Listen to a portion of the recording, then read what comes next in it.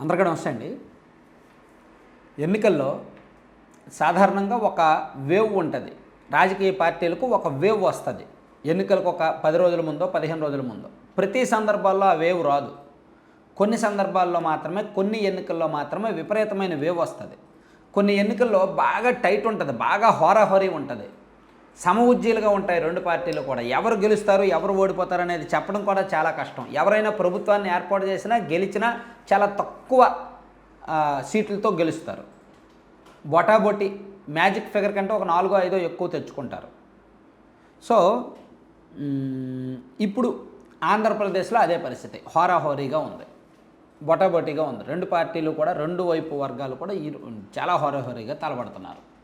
అయితే వైఎస్ఆర్ కాంగ్రెస్ పార్టీ జగన్మోహన్ రెడ్డి గారు మాత్రమే స్టార్ క్యాంపెయినర్. ఆయన మాత్రమే ఆ పార్టీ బాధ్యతలు నెత్తి మీద వేసుకున్నారు, భుజాన వేసుకున్నారు. హోల్ అండ్ సోల్ ఆ పార్టీ గెలవాలన్నా, ఆ పార్టీ మునగాలన్నా, ఆ పార్టీ పోవాలన్నా, ఆ పార్టీ రావాలన్నా ఏదైనా సరే జగన్మోహన్ రెడ్డి గారి చేతుల్లోనే ఉంది. ఇంకెవ్వరూ కూడా ఆయన తర్వాత ఆ పార్టీలో 1 నుంచి 100 వరకు ఆయనే. ఆయన తర్వాత ఉన్నవాళ్ళు నెంబర్ 2 వాళ్ళు ఎవరు ప్రజాకర్షక నాయకులు కాదు. ఏదో అంతర్గత లాబింగ్లు, లెక్కలు, ఆ లెక్కలు ఈ లెక్కలు చేసేవాళ్ళు తప్ప నెంబర్ 2 స్థాయి ప్రజాకర్షక నాయకులు కాదు. టీడీపీ కూటమికి వచ్చేసరికి పవన్ కళ్యాణ్ గారు ఉన్నారు, జనంలో తిరుగుతున్నారు. లోకేష్ గారు ఉన్నారు, పాదయాత్ర చేశారు, జనంలో తిరుగుతున్నారు. చంద్రబాబు గారు ఉన్నారు. అలా ఒక భిన్నమైన నాయకత్వం ఉంది. సో జగన్మోహన్ రెడ్డి గారిలో ఒక ప్లస్, ఒక ప్రధానమైన ప్లస్ వైఎస్ఆర్ కాంగ్రెస్ పార్టీకి బహుశా అదే బలం అని నేను అనుకుంటున్నాను. అదేంటంటే స్క్రిప్ట్.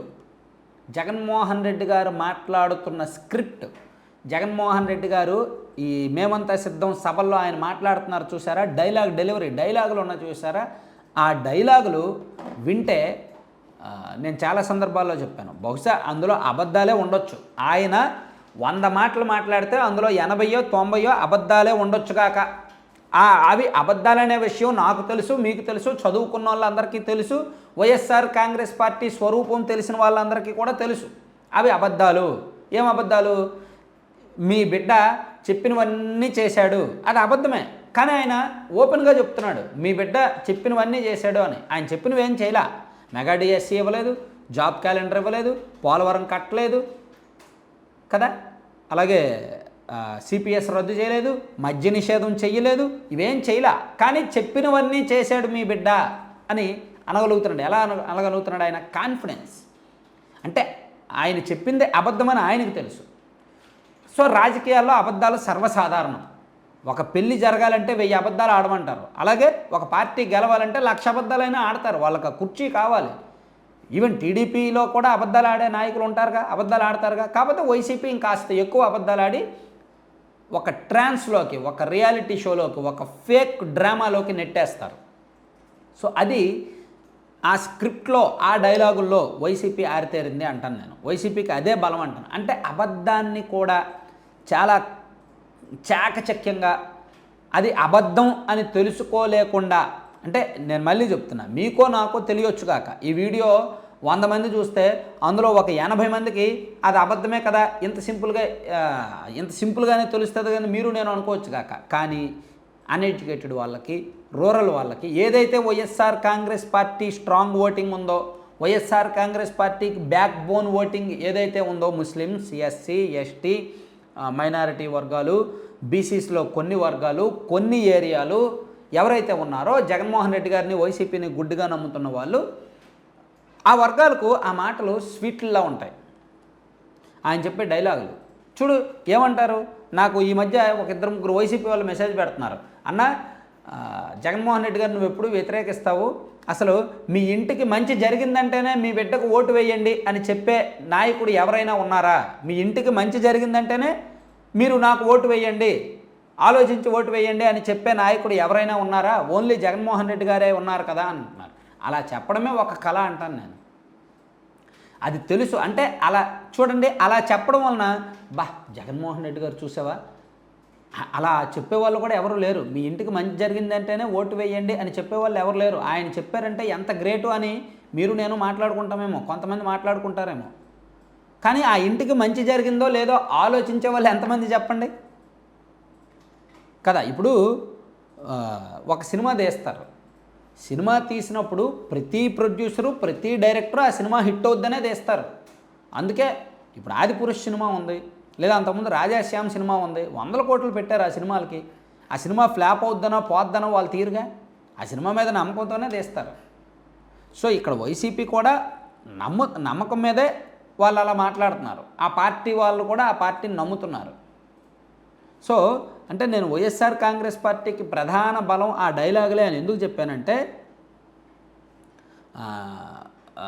ఎన్నికల ప్రచార సభల్లో సాధారణమైన ఏం చదువుకోని వాడికి కూడా, ఎటువంటి ఆలోచన శక్తి లేనివాడికి కూడా, ఎటువంటి చైతన్యం లేనివాడికి కూడా, అనాగరికతతో వెనుకబడుతున్న వాడికి కూడా అర్థమయ్యేలాగా, చెవికెక్కేలాగా చాలా సింపుల్ భాషలో జగన్మోహన్ రెడ్డి గారు మాట్లాడతారు. చాలా సింపుల్గా, ఫ్యాన్కు 2 ఓట్లు వేస్తే పథకాలన్నీ కొనసాగుతాయి, లేదంటే మళ్ళీ కత్తిరింపులు, అన్నీ ముగింపులే, చంద్రముఖి నిద్రలేస్తుంది, పసుపు పతి వదలబొమ్మాలే అంటాడు.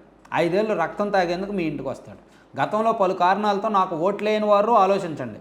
పసుపు గ్లాసు పార్టీల నాయకులు అబద్ధాలన్నా మనం చేసిన పనులే సాక్ష్యం.